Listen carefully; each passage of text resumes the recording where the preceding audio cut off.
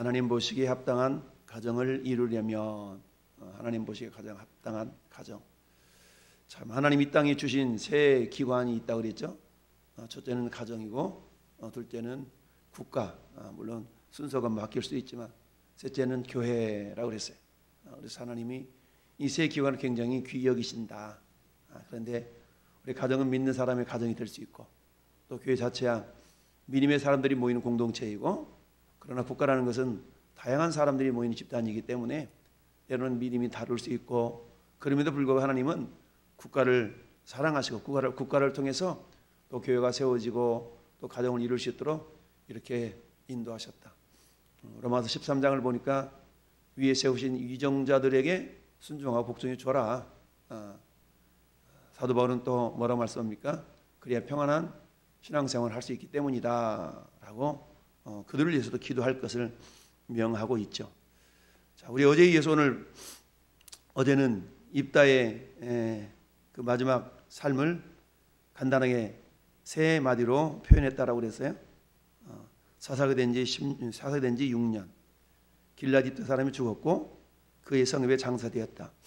살다가 죽고 장사됐다. 이 세 마디로 설명이 되었다라고 그랬어요.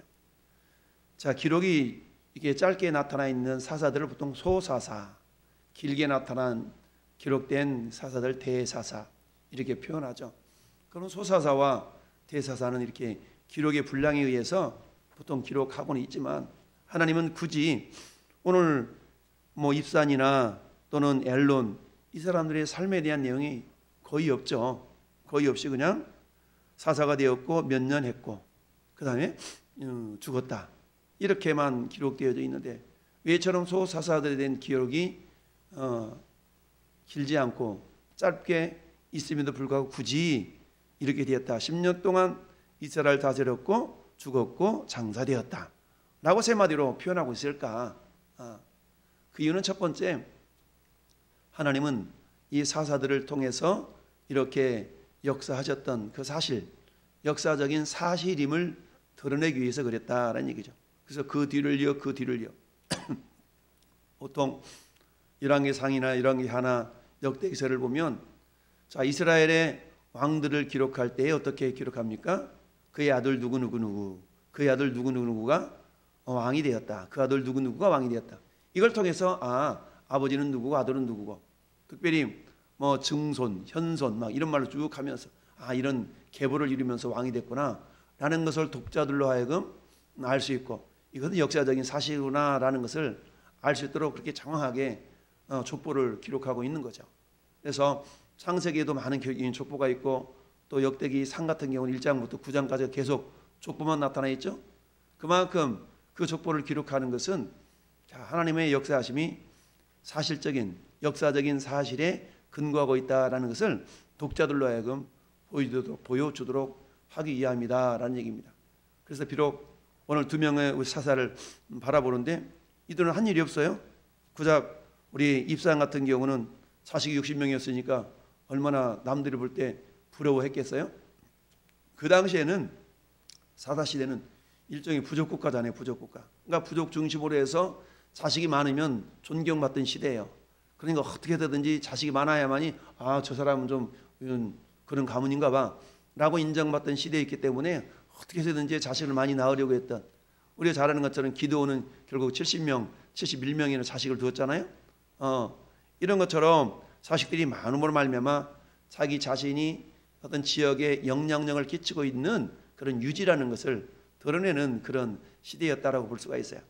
그러다 보니까 베들레헴에서 입산이 입다를 이어서 사사가 되었는데, 보면 어때요? 이 아들 30명, 딸 30명을 두었다.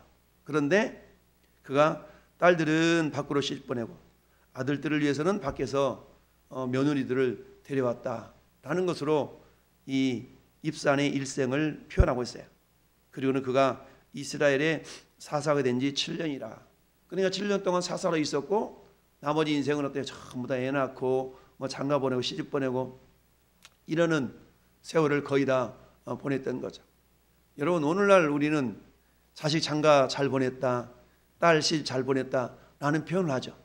그럼 장가 잘 보낸 거, 장가 잘 들인 거, 시집 잘 보낸 거, 그 기준이 뭐예요? 철저하게 세상적이죠. 아, 그 집은 대단한 집안이야. 아, 의사 집안으로, 아, 변호사 집안으로, 검사 집안으로 시집 갔어. 우리는 대부분 이처럼 물론 어떤 남편을 만나느냐에 따라서 아름다운 가정이냐 그렇지 않는 가정이냐가 결정되고, 어떤 부모를 만나느냐에 따라서 어때요? 가문이 결정이 되죠. 아, 이 씨 가문으로, 김 씨 가문으로 이게 가문이 결정됩니다. 그런데 우리가 대부분 부모님을 선택할 수가 없잖아요. 이미 결정되어 있어. 내가 태어나고 보니까 이 씨 가문에 태어났네. 조국도 선택할 수가 없죠. 내가 태어나 보니까 대한민국에 태어났네. 그런데 우리가 사랑하는 내 아내, 내 남편만큼은 선택할 수 있는 그런 기회가 있죠. 물론 가부장적인 그런 시대에 살았던 사람들은 아버지가, 부모님이 짝지어준 그런 신랑도 보지도 않고 시댁 갔던 그런 시대가 있었어요. 저희 어머니 같은 경우도 저희 외할아버지하고 저희 할아버지하고 둘이 짝짝꿍 해가지고 아이고 이리 주세 그러세 해가지고 신랑 보지도 않고 결혼했던 그런 그 시대가 있었죠.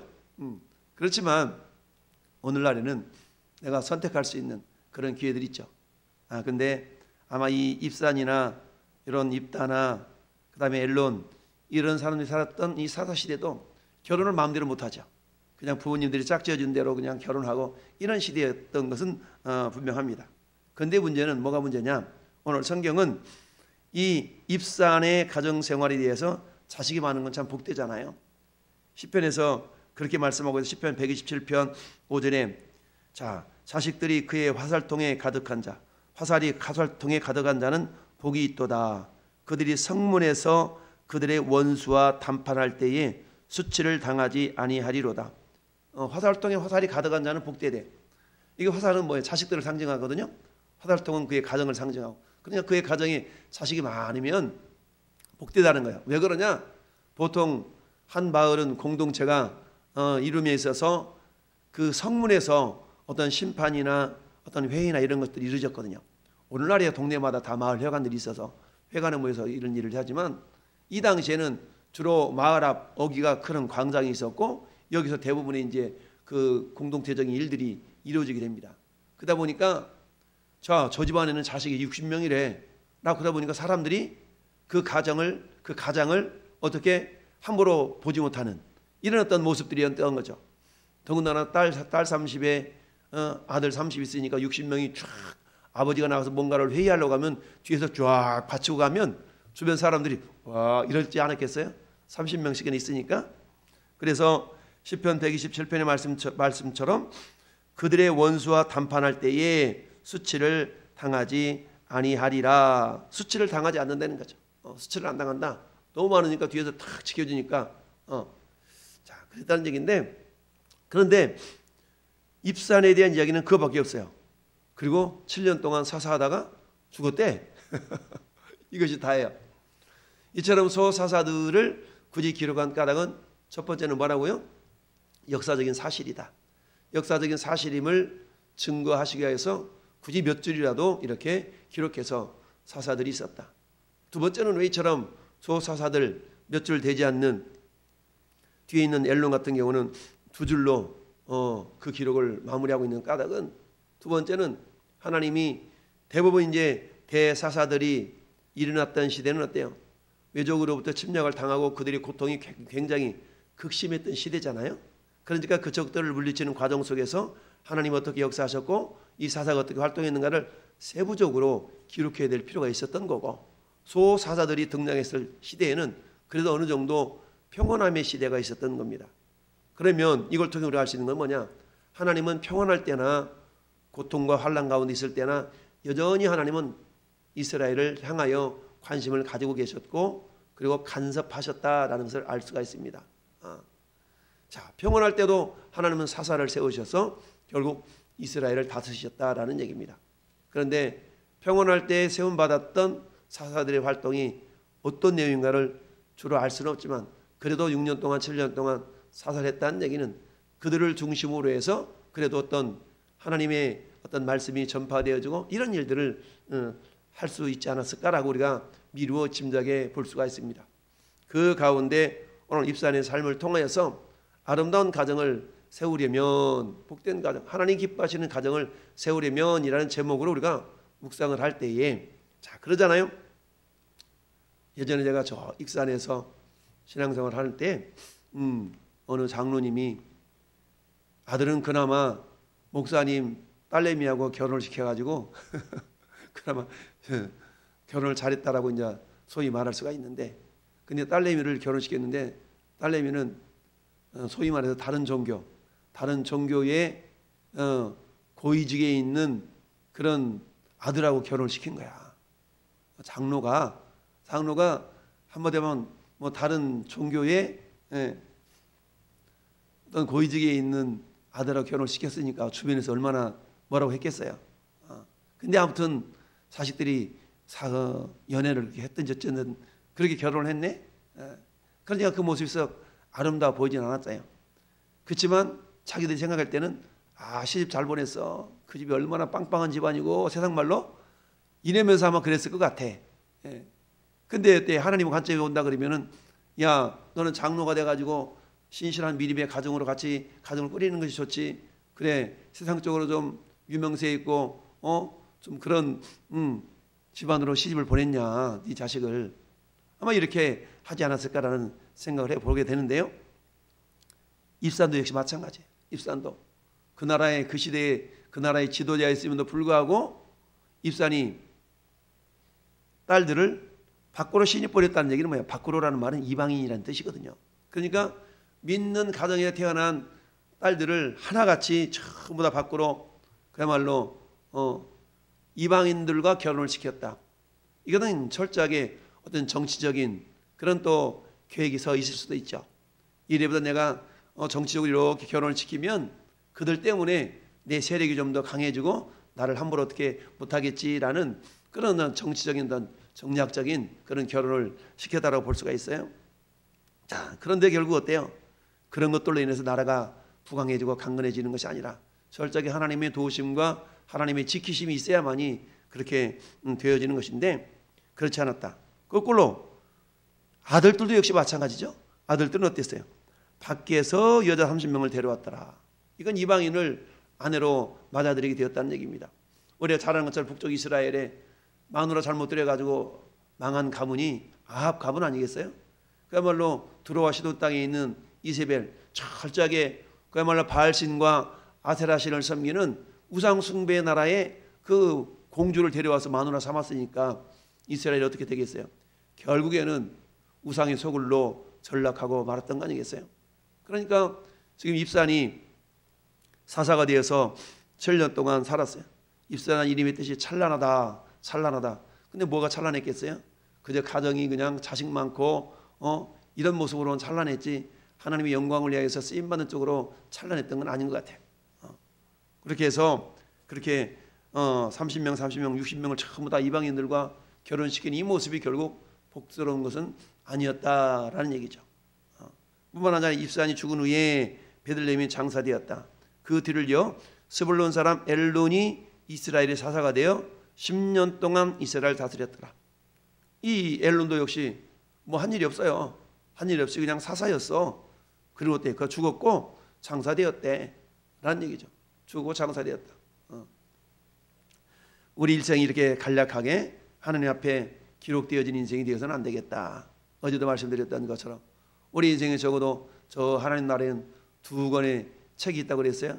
한 책은 생명책, 우리 일종의 호적이죠, 호적. 두 번째는 행위록이 있다고 그랬죠. 책과 책들이라고 했어요. 행위록들이 있어요. 그 행위록에 그야말로 주와 복음을 위해서 어떻게 살았는가가 쫙 기록되어지는 그런 인생이 되어져야만이, 야 누구 천사야, 저 암흑의 성도의 행적을 한번 읽어봐라. 쫙 읽으면서 그런 모습들이 있어야 되는데, 야 여기 엘론이라는 사사의 행적 읽어봐라. 아무것도 없는데요. 10년 동안 사사하다가 그냥 죽었고 그냥 묻혔는데요. 이런다 그러면 하나님이 됐다, 별볼 일이 없구나. 이게 안타까운 삶 아니겠습니까? 더군다나 딸 30, 아들 30인데 전부 다 이방인들과 결혼시켰다는 내용이 다 이 성경에 기록됐다는 얘기는 하나님 나라에 있는 행위록에도 기록된 거 아니겠어요?